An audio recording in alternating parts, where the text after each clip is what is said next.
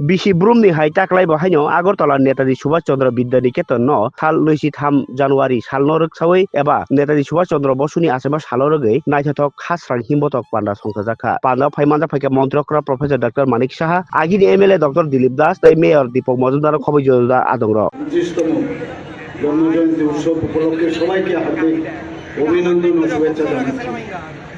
এখানে বিস্তারিত আলোচনা রেখেছেন কোভিড থেকে এখানে নেতাজি সুভাষ বিদ্যানিকেতনের এই যে র্যালি বর্ণাঢ্য র্যালি কোভিড থেকে শুরু হয়েছে 1951 সাল থেকে এটা শুরু হয়েছে, এখনও সেটা ধারাবাহিকতা বজায় রেখেছে এবং আমরা ছোটোবেলার থেকে আমরা আমি না শুধু সারা ত্রিপুরাবাসী আগরতলাবাসী বসে থাকতো এই রেলি দেখার জন্য। আজকেও কিন্তু তার ব্যতিক্রম হবে না আশা করি।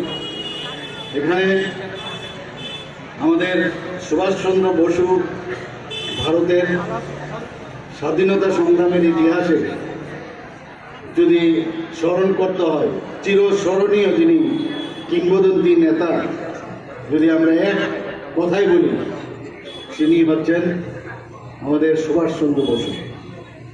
এবং এইরকম একজন উজ্জ্বল এবং মহান চরিত্রের ভারতের স্বাধীন আন্দোলনে আমরা কিন্তু খুব কমই দেখতে পাই। এবং যেভাবে উনি এই ভারতকে স্বাধীন করার জন্য নিজের জীবন যেভাবে উৎসর্গ করেছেন, যেভাবে কাজ করেছেন, সারা ভারতবর্ষে প্রতিটা ব্যক্তি বিশেষ করে বাঙালিদের মধ্যে উনি কিন্তু একটা হৃদয়ের স্থান নিয়ে নিয়েছেন।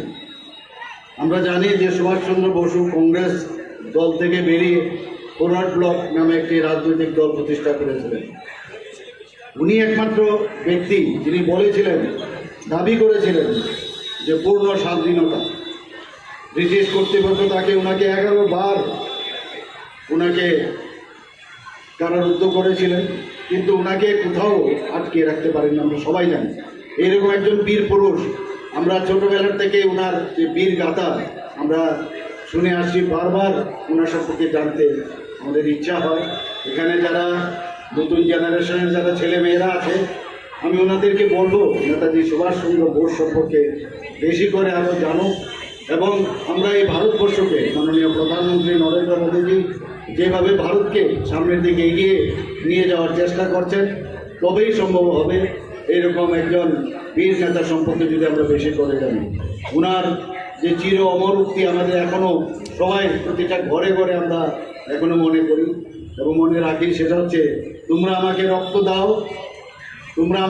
দাও, আমি তোমাদের স্বাধীনতা দেব।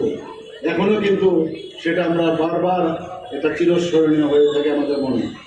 দ্বিতীয় বিশ্বযুদ্ধ যখন ঘোষিত হওয়ার পরে যখন দেখলো যে ব্রিটিশদের একটা দুর্বলতার জায়গা আছে, তখন উনি সোভিয়েত ইউনিয়ন, জার্মান এবং জাপানে উনি ভারত থেকে তিনি সেখানে চলে যান, সেই বিষয়ে আমাদের জানা আছে। এবং মেইন উদ্দেশ্য কী ছিল, যে এই সুযোগকে সদ্ব্যবহার করে যদি ব্রিটিশকে ভারত থেকে তাড়িয়ে দেওয়া যায়, ওদের বিরুদ্ধে যদি আমরা যুদ্ধ ঘোষণা করি, তবে সেটা সম্ভব হবে।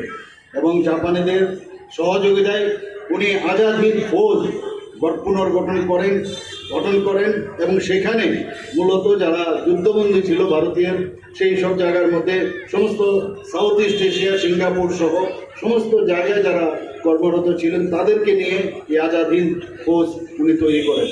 বলতে গেলে ভারতের প্রথম যে সরকার, বলতে গেলে উনার নেতৃত্বে, উনার প্রধান হিসাবে এই আজাদ হিন্দ সরকার সেখানে গঠিত হয়েছিল।